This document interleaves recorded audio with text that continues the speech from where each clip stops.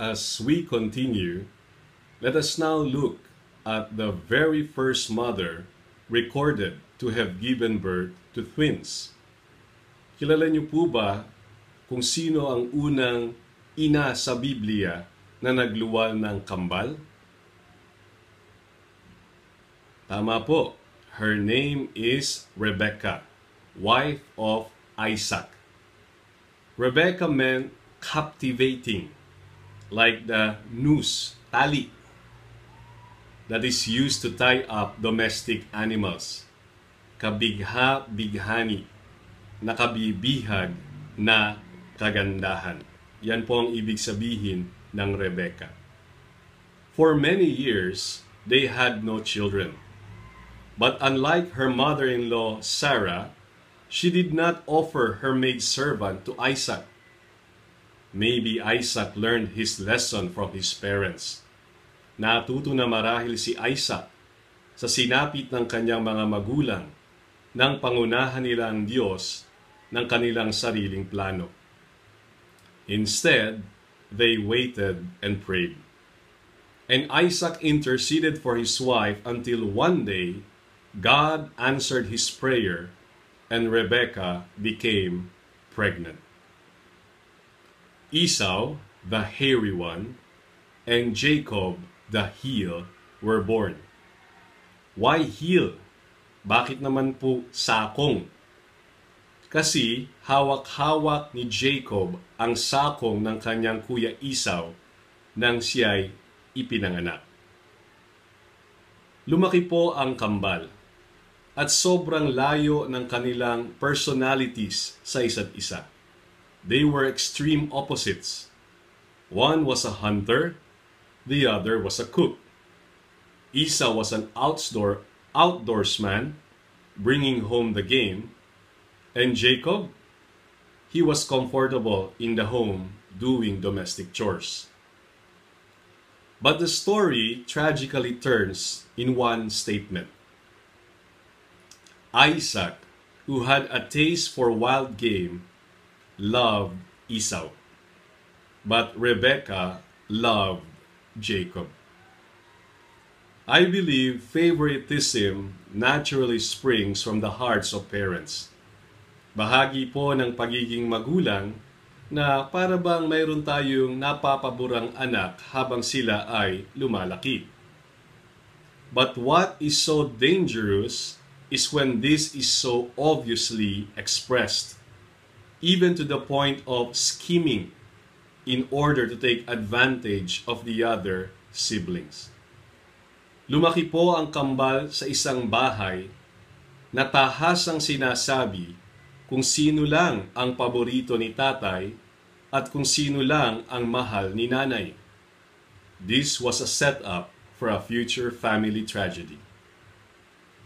One Old Testament scholar wrote, "When the two twin brothers were brought up day after day and hour after hour in an atmosphere of favoritism and partiality and indulgence and injustice, no father, no mother can surely need to have it pointed out to them what present misery and what future wages of such sin is all to be seen and to be expected in that evil house." Genesis 27 is the record of that tragedy, when a mother led her beloved son to deceive his father and suffer the consequences of such action. When Isaac was old and his eyes were so weak that he could no longer see, he called for Esau, his elder son, and said to him, "My son, I am now an old man, matanda na ako, and I don't know the day of my death. Prepare for me the kind of tasty food I like, and bring it to me to eat, so that I may give you my blessings before I die. Pagkakain ko, ay igagawad ko sa iyo ang aking basbas." Now Rebekah was listening as Isaac spoke to his son Esau. Nakikinig po si nanay sa usapan ng mag-ama. At dahil ayaw niyang maiwanan ang kanyang anak na si Jacob sa pagpapalang ibabasbas ni Isaac, kumilos na po siya ayon sa kanyang kaisipan at mga pamamaraan. Rebekah said, "Now my son, listen carefully and do what I tell you. Go out to the flock and bring me 2 choice young goats, so I can prepare some tasty food for your father, just the way he likes it. Then take it to your father to eat, so that he may give you his blessing before he dies." Pati po paglalagay ng balat ng kambing sa mga bisig ni Jacob ay kanyang ipinayo, para lubusang malansi ang kanyang asawang si Isaac. Natakot po si Jacob na imbis na pagpapala ay baka sumpa ang ibigay ng kanyang ama kapag nalaman niyang niloloko nila ito. Sumagot si Rebekah, "Hayaan mong sa akin tumalab ang anumang sumpa niya. Basta't sumunod ka, anak. Ako na ang bahala. My son, let the curse fall on me. Just do what I say." Mothers, even fathers, we all have our best intentions in mind for our children. Wala naman pong nanay o tatay na nag-isip ng ikasasama ng kanyang anak. Lahat ay iniisip natin ikabubuti. But apart from the guidance of the Holy Spirit, illuminating the Word of God in our hearts, what we think is best can be a deception from the enemy. This story is a warning to all of us parents that flaunted favoritism sows the seeds of anger in the hearts of our children. Anger that can later boil to murderous hatred. Esau held a grudge against Jacob because of the blessing his father had given him. He said to himself, "The days of mourning for my father are near. Then I will kill my brother Jacob." Para lang pong naulit si Cain kay Abel. Reminder number 2 to all our mothers: seek God's plan, not your plan, for all your children. May kilala po akong pamilya ng mga dentista sa Maynila. Ipinilit po nila sa kanilang anak na babae ang maging dentista, kahit ibang kurso ang gusto nito. Gusto niya po ay journalism. Pero hindi po siya susuportahan sa pag-aaral kung hindi siya susunod. Sa madaling salita, nagsikap at nakatapos po ng dentistry ang babaeng ito, labagmas sa kanyang kalooban. Nang siya po ay magsisimula na ng kanyang practice, nadiskubre po na siya ay may scoliosis na palala na. At siya po ay mahigpit na pinagbawalan na parating yuyuko. Ano po ba ang postura ng mga dentista parati? Sa kalungkutan ng lahat, hindi niya na-practice ang kanyang profession. Pero may beautiful ending po ito, dahil siya po ay nag-aral na muli.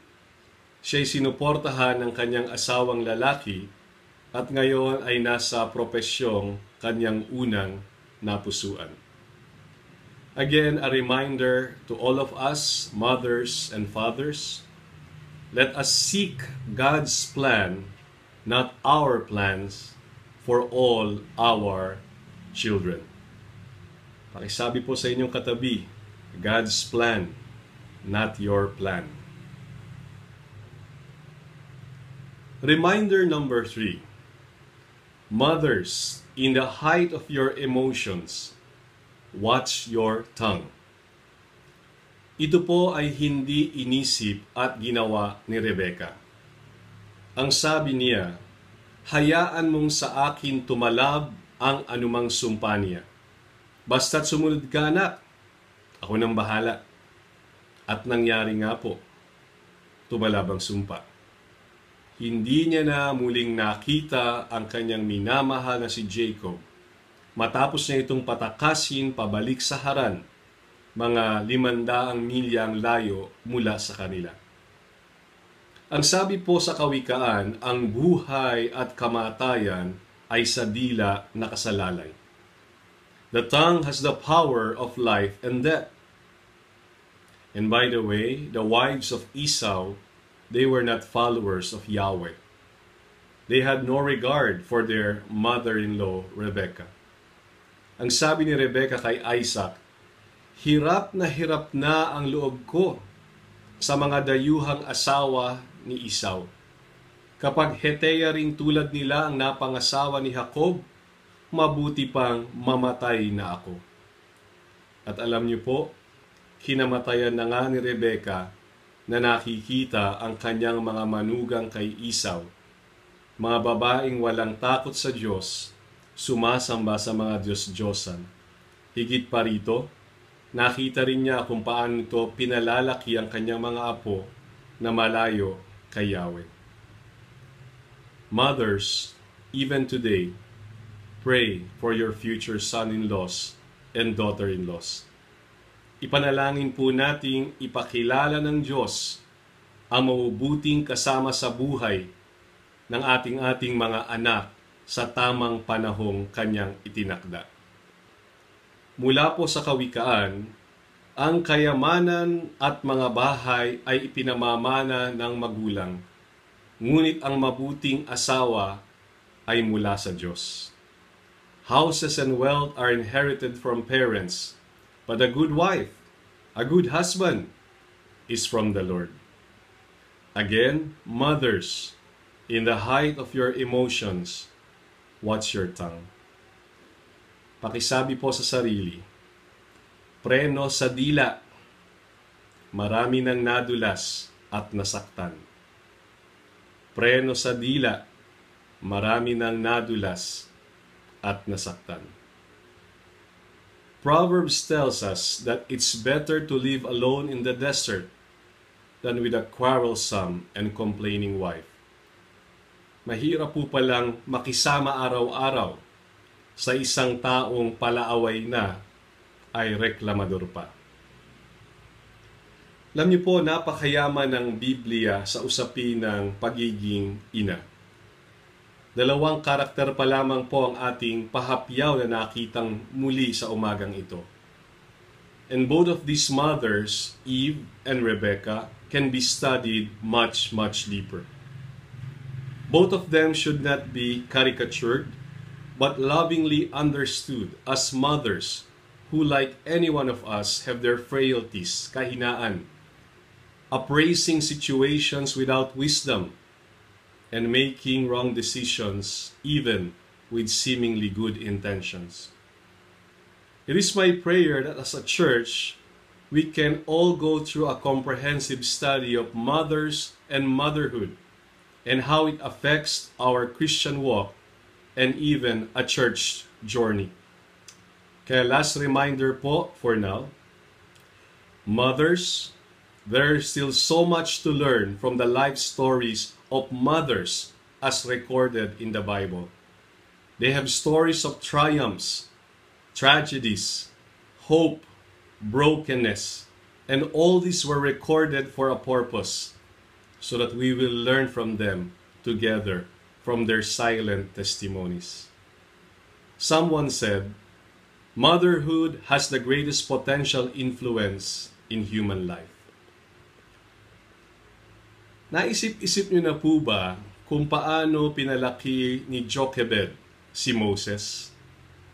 How Jochebed raised Moses in the palace under the very watchful eyes of the princess of Egypt? Moses was doubly blessed to have two mothers, one to raise him with the word of Yahweh in his heart, and the other one to teach him the knowledge of the world and to provide for all his material needs. Napakaganda pong pag-aralan ang dalawang nanay na ito. Have you ever wondered how Samson was brought up by his mother, whose name was left unrecorded? What we know is that she raised Samson up to be a Nazirite, together with her husband, to be God's servant, to bring glory to His name, and wreak havoc against Israel's enemies. Hindi na po naitala kung buhay pa siya nang mahulog si Samson sa kandungan ni Delilah at malaon ay tuluyan ngang napahamak. How broken she must have been if she had lived to see that day her son died with his enemies. Paano kaya pinalaki ni Maria si Jesus? Ang sabi po ni Dr. Lucas, patuloy na lumaki si Jesus sa pangangatawan. Lumawak ang kanyang karunungan at lalong naging kalugod-lugod sa Diyos at sa mga tao. I believe Mary was an excellent mother in all aspects. Not perfect, also a sinner in need of a Savior, but the special bearer of the Savior of the world, Salvador del mundo. And Mary was with Jesus until the very end of his earthly existence. She was one of those who stayed with him at the foot of the cross, together with other mothers, and only one man, John, the beloved apostle. It is so difficult to imagine what pain a mother goes through to see his son cruelly die in front of her. By the way po, please intercede with me for a mother whose 16-year-old daughter just died yesterday from cancer of the ovary in PGH. Her daughter fought for a year. She had several cycles of chemotherapy, but infections came and later overpowered her immune system. I cannot greet her a happy Mother's Day. I will visit her daughter's wake tomorrow in Bacoor. She and her husband need to feel the comfort of the Holy Spirit in this terrible time of distress. I will conclude this message with two admonitions from Proverbs for all of us adult children in this congregation. Sa atin pong mga magulang na, pero naririyan pa ang biyaya na buhay pa ang ating mga magulang. Proverbs 23:22b says, "Do not despise your mother when she is old. Huwag hamakin ang iyong ina kapag siya'y matanda na." Sikapin mong ikaw ay maging karapat-dapat ipagmalaki ng iyong mga magulang at madudulutan mo ng kaligayahan ang iyong ina. May she who gave you birth be joyful. As adult children, as followers of Christ, the ball is now in our hands. Let us not drop it. Let us continue to honor our mothers, especially today, but with the rest of the other days of this year. Let us bring joy to her who gave birth to us. Let us bring joy to all the women who became mothers in our lives in one way or another. Ipagpasalamat po natin sa Panginoong Diyos ang lahat ng babae na naging ina, tumayo bilang ina sa ating buhay. At siyempre po, hindi ko po wawakasan ang mensaheng ito na hindi binabati ang aking partner for the past 12 years, walang iba kundi si Maria Luisa, aka Malu, na siyang nanay ng aming nag-iisang anak na si LJ. Isang makabuluhang araw ng mga ina sa iyo, aking mahal. Tayo po ay manalangin. Let us pray. Panginoong Diyos, ipinagpapasalamat po namin na mayroon kaming pag-alaala ngayon sa lahat ng mga kababaihan na tumayo bilang mga nanay sa aming buhay. Salamat po na kayo ang may akda ng buhay at kayo ang gumagamit ng mga tao para ang buhay na ito'y maaruga, maalagaan, maturuan, mapalaki, maitaguyod, Salamat po ng marami sa lahat ng mga kababaihang ito. At hinihiling po namin ang inyong pagpapala sa kanila, sa kanilang kalusugan, sa nangangailangan po ng kagalingan, ang inyong mapagpalang kamay ay kanilang maranasan. May your healing touch be upon those mothers who are frail, who are sick, who are right now not with us because they are on their sick beds. May you visit them with your comfort.